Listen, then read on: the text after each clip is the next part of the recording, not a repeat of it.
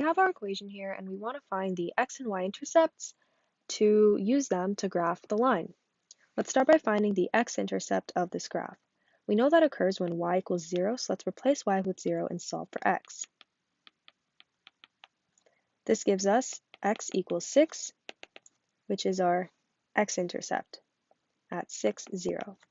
Let's find our y-intercept, which occurs when x equals 0. Let's replace x with 0 and solve for y. Divide both sides by -3 to give us y equals -2, and our y-intercept is 0, -2. Now with these points, we can plot them onto a graph and draw the line.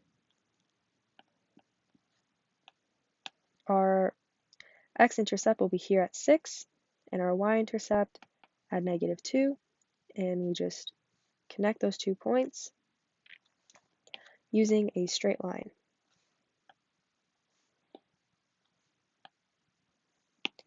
And label the graph as x minus 3y equals 6.